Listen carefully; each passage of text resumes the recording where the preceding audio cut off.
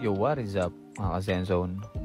So for today's video, gagawa na naman tayo ng pyesa. At ang pyesa ang gagawin natin, kitang-kita nyo naman si Mama Mary.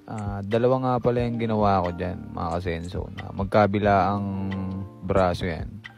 So hindi ko na na-videoan yung day 1. Bali ito day 2 na to. Request ng ating client, mga religious tattoo. So yun nga, inuna ko yung rosas dyan. So tamang shading na tayo dyan.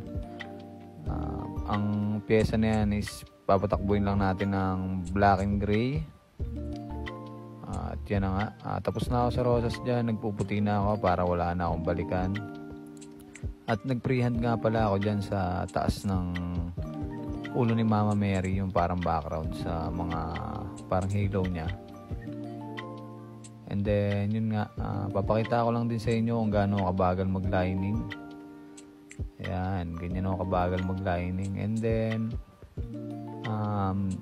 yun nga pala, napaka-solid ng client na to kasi nga dalawang magkasunod na araw nagpatattoo siya ng parehas na ganyan kalaki, parehas religious tattoo.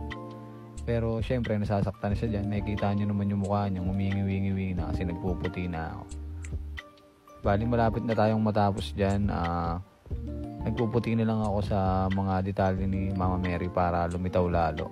Ayan, may kita mo yung kilay niya, nagsasalubong na. Pero solid, saludong-saludo ako. Kasi napakatibay ng client na yan. Yan nga, nandito na tayo banda sa taas.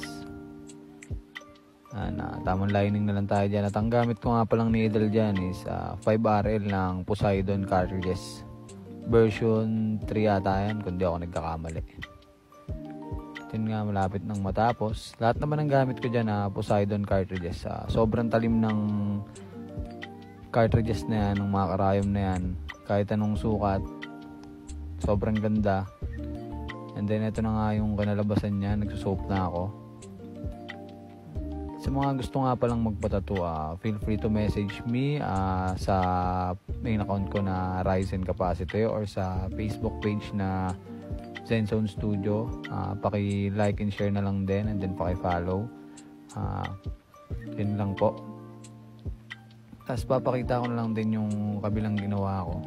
Ito naman yung kabila. Wala nang video, so sinabay ko na lang yan.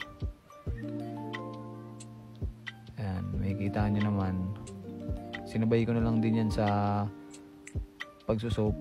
Ito yung day 1. Tapos nandito naman yung mga final pictures nilang dalawa.